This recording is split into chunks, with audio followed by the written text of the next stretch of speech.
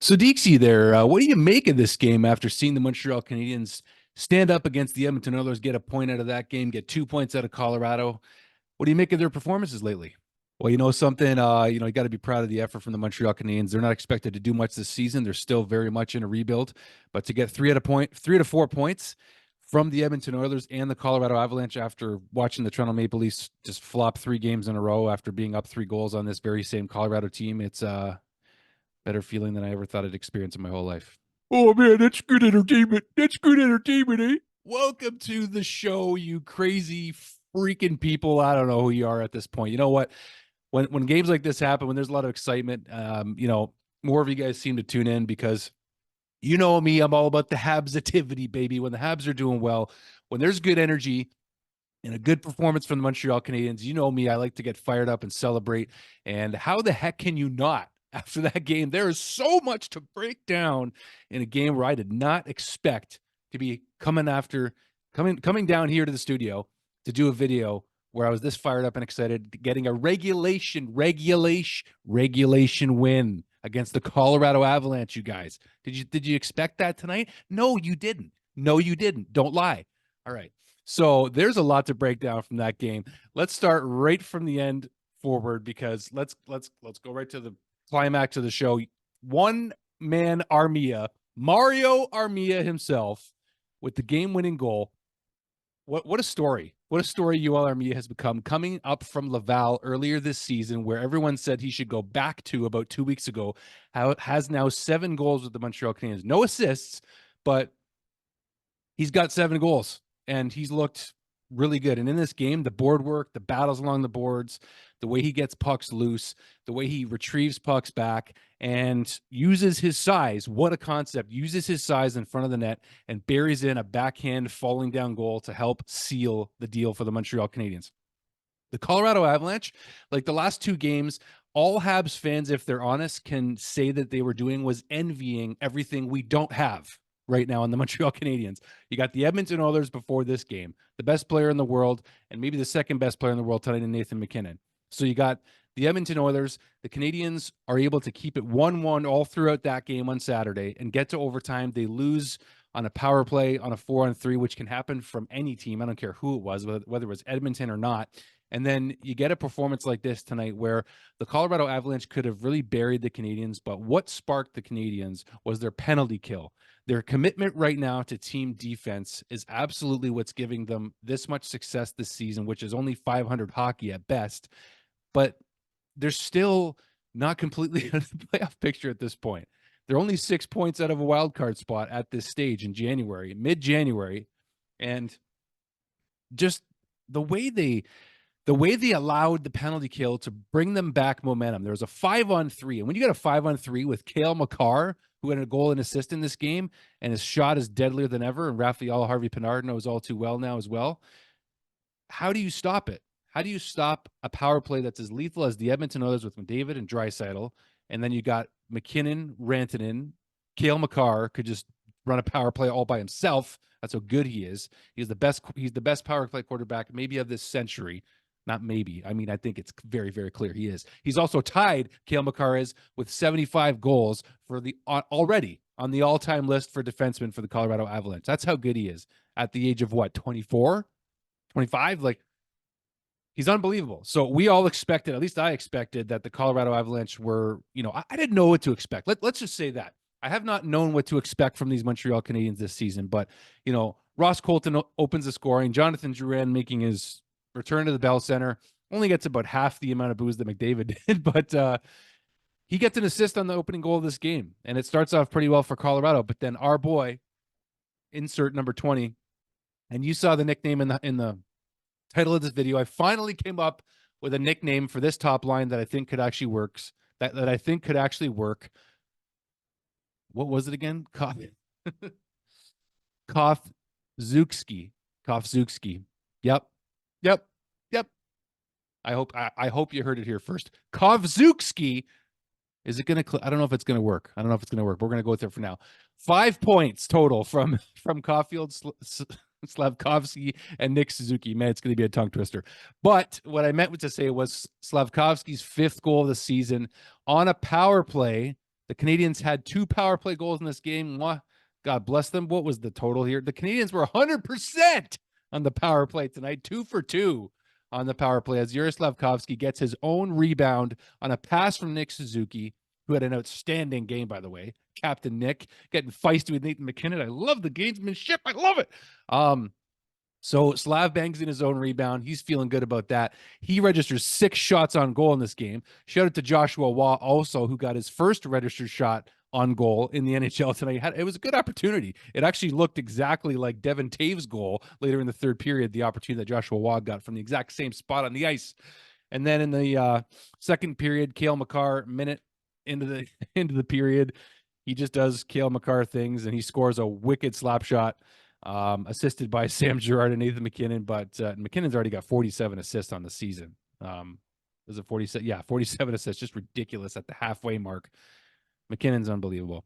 We'll talk about him more in a second, actually, with Jake Evans.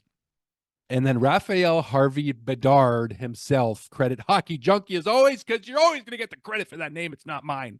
Running out of breath here. I'm fired up. Like, gosh, this was a big win. Are you encouraged tonight? Are you encouraged? I'm not saying we're going to make the playoffs. I keep telling you guys after every single game, I don't think we're going to make it. We shouldn't make it. We shouldn't. On paper, we shouldn't. But when you see the Canadiens play their best hockey against the best teams in this league and beat some of them on these nights, you should be encouraged. All right? I'll shove it down your throat if I have to. Anyway, Raphael Harvey Pinard with his first goal of the season, assisted by Jake Evans and Brendan Gallagher. This was a great shift for the Canadiens after Colorado had the Canadiens hemmed in basically for the first half of the second period. The Canadiens finally get some offensive zone pressure, and a Nathan MacKinnon non-call on Jake Evans results in a Raphael Harvey Pinard goal, who Jaden Struble he was a factor in this game on keeping the puck deep for the Canadiens, getting a shot on net, which missed the net. And then Brendan Gallagher works it down low to Jake Evans, and then Raphael Harvey Pinard gets his own rebound, bangs it in, and we got a 2-2 game. Encouragement, right? And then we get to the third period. The Habs go on the power play, almost like a makeup call, it seemed, from the Jake Evans non-call in the second period on Nathan MacKinnon. And Cole Caulfield sniping it. And the Sportsnet, I'll give Anson Carter a shout-out for this analysis on Cole Caulfield's goal, because you saw Cole's vision on this play where him and Nick Suzuki swap spots. Cole has the puck. He gets it down to Suzuki right by the side of the net there.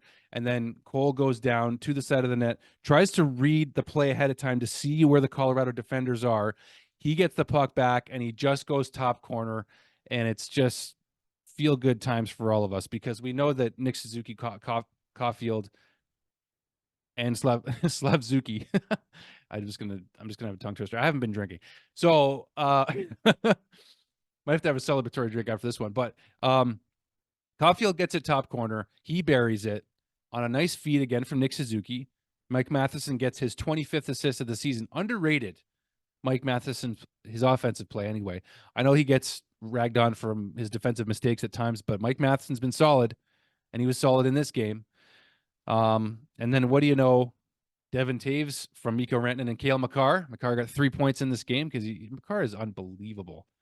If Lane Hudson could be 1/3 of Cale Makar when he gets here, I might be happy with that, because Cale Makar is probably my favorite player right now. I don't know. I'm a defenseman. I'm a left-handed shot, but Andre Markov is my favorite all-time player, and I love playing offensive, defensive hockey.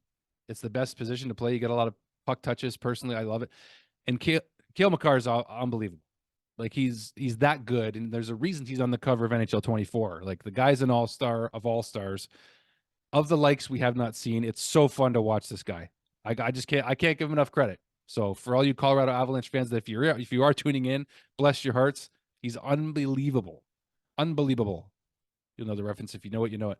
Yoel Armia, though, at 15:50 of the third period, Sean Monahan and David Savard getting credit for the assist. The puck is just bouncing around, and Yoel Armia's got about 3.5 Colorado Avalanche players on him. The puck finally gets loose because Armia is smart. He's a lot smarter and more talented and skilled than he gives himself credit for, probably, and that he deserves, because like some nights first half of the season, last season, we didn't see, sometimes you just don't notice him. But when he is getting his confidence up and when he's involved, when Yoel Armia is involved, He makes things happen. One of our best penalty killers also, on top of all that. One of our best penalty killers by far. So he eventually gets the puck to the point where it just gets right in front of him, and he just backhands it in as he's falling down, and it goes in. And the Canadiens have the lead the rest of the way. The Ole chants start with about 3.5 minutes left in the game. I'm more than okay with that. Don't do it in the second period, guys. Don't do it. We can't tell them what to. They're going to do it anyway. I'll be in the Bell Center more next season, which thank you, Lord, for that opportunity. Season tickets next year coming. I still can't believe it. But I'll be telling the fans, hey, let's just take a break here. Let's just be careful with the Olays. So in the end, the ARMIA buries it, and then the Colorado Avalanche, you assume, have a really good chance to tie this game because they're the Colorado Avalanche. They have Cale Makar, they have Nathan McKinnon, they have Mikko Rantanen, they have Taves, they have a lot of guys. And I actually want to give a shout out to a Colorado defenseman who I feel I really noticed tonight. Was that Girard? Yeah, Girard. Sam Girard. I'm going to pull it up here just to be sure. I'm pretty sure it's Samuel Girard, number 49 for the Colorado Avalanche. That guy looked like a faster, more skilled defensive, like Alex Newhook. And the Colorado Avalanche know Alex Newhook pretty well. But he was noticeable tonight. I just want to give him a shout out because I definitely noticed him on the ice quite a bit tonight, wheeling, dealing around. Colton got 18 minutes played. He hit a goal in this game, and never mind, right? So the Colorado Avalanche lose. They have a 3-game winning streak coming into this game. The Canadiens snap it and get themselves back on the board with another win. What's the Canadiens' record right now? I'm just going to go ahead and check it out while we have you, because that's what I do. I do things on the fly here. The Canadiens are officially back to 500 again, 18-7. They are just over the halfway mark now, 43 games played. They are going to hit the road. They do play their next game against New Jersey Devils, who have been struggling. So we'll see how they do. They're going to go play 3 games on the road right now. So I'm just very proud of this team for sticking with everything that they've been doing this season, despite all the injuries. Ulonen, went out of this game in the second period, got hit in the head with the puck. Josh Anderson wasn't in this game. And then you see the Montreal Canadiens beat one of the top offensive squads in the history of the game of hockey, in my opinion, with guys like Makar, McKinnon, Renton, and Landeskog returning hopefully soon for them, which is unbelievable. It's a huge, great story for them. The Canadiens should be really proud of themselves. This is a big one. They've had some big character wins this year. This is the biggest, one of the biggest, if not the biggest. So hats off to the Montreal Canadiens, man. Hats off to them. My friend is Kyle Bukauskas, by the way. He got the post-game interview with Jake Allen. I love Kyle. He's the man. Always got to give him a shout out here. So God bless you. Thank you all for watching, guys. Go Habs, go. Let's enjoy it. Fill the comments down below with your positive thoughts on this game. CAUF-ZUK-SKY, does it work? Does it work? Let me know, guys. Love you guys. Let's hit the 5,000 subscribers. Come on. You know you want to take part in this positive energy. You know you want it. You know you want it. You know you want it.